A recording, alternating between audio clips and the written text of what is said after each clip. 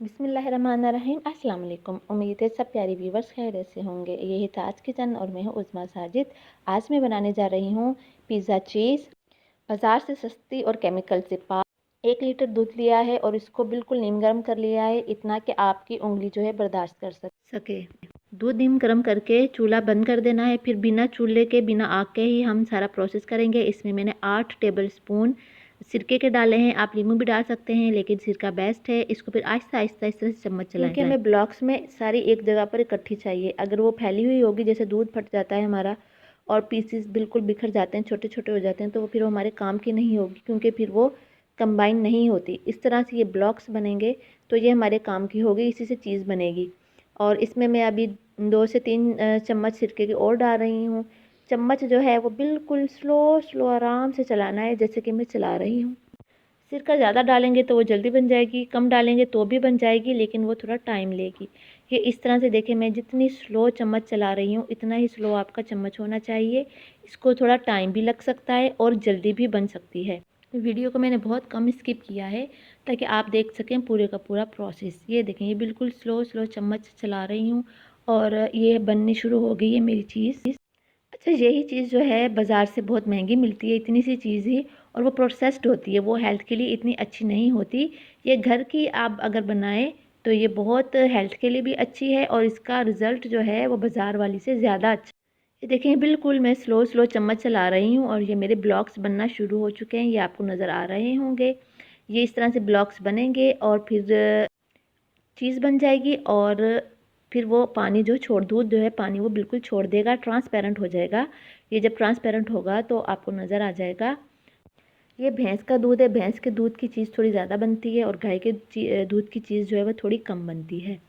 ये देख लें, ये अभी ये इस तरह से ब्लॉक्स इकट्ठे ये बनते जा रहे हैं। ये जो छोटे छोटे पीसेस बिखर जाते हैं, जब हम दूध हमारा फटता है तो फिर उसको जब कंबाइन करो तो फिर वो कंबाइन नहीं होता, तो उसकी फिर चीज़ नहीं बनती और वो उसमें फिर वो लचक भी नहीं आती। ये देखें, ये मेरी जो है बन गई है चीज़ और नीचे उसने जो है पानी छोड़ दिया है। अब इसको हाथों के साथ आराम के साथ सबको इकट्ठा कर लेना है, आराम से इकट्ठा करना है ताकि ये जो है एक कंबाइन हो जाए, बिखरे ना। ये देखें, इस तरह से ये इकट्ठी कर ली है और इसको जो है निचोड़ना है। इतना अच्छा निचोड़ना है कि इसमें बिल्कुल भी पानी नहीं रहना चाहिए। अच्छी तरह हाथों से निचोड़ लें, कपड़े से निचोड़ेंगे, कपड़े से भी निचोड़ सकते हैं, लेकिन वो ये है कि थोड़ी सी कपड़े में चिपक जाती है। हाथों का फ़ायदा ये है कि इसमें आपकी चीज़ जो है वो चिपकेगी नहीं और ज़ाया नहीं होगी।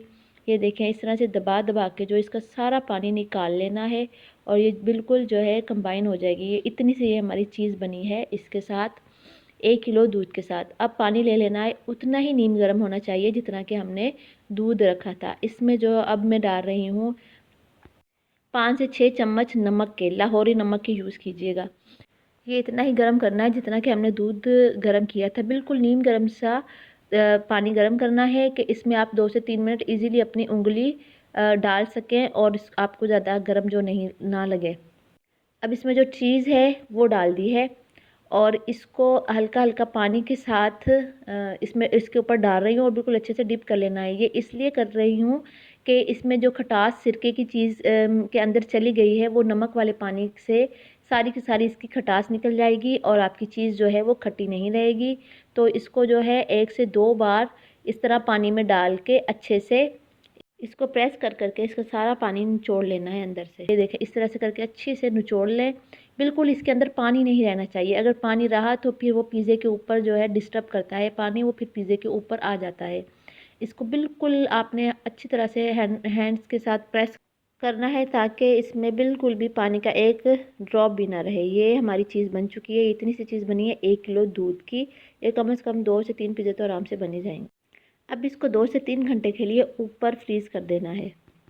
ये चीज़ वगैरह के जितने भी आइटम होते हैं इनको ऊपर ही फ्रीज़ किया करें, नीचे मत फ्रीज़ किया करें, क्योंकि फिर वो ख़राब हो जाती है और वो रिज़ल्ट नहीं देती। ये देखें, ये अब मैं डाल रही हूँ इसको पिज़्ज़ा के ऊपर। अच्छा, अगर आपका केमिकल से पाक दूध नहीं होगा ना तो ये आपकी मेल्ट नहीं होगी। ये जिस तरह से ये चीज़ मेल्ट हो गई है ना, अगर आपका दूध केमिकल वाला होगा तो ये चीज़ इस तरह से मेल्ट नहीं होगी, जिस तरह से मेरी चीज़ मेल्ट हुई है। ये कि इस तरह से आप अपना दूध भी चेक कर सकते हैं कि वो केमिकल से पाक है कि नहीं पाक, क्योंकि केमिकल वाले दूध की चीज़ सही नहीं बनती है। उम्मीद है आपको ये वीडियो पसंद आई होगी। अपना अपने पैरों का ख्याल रखिएगा। अल्लाह हाफिज़।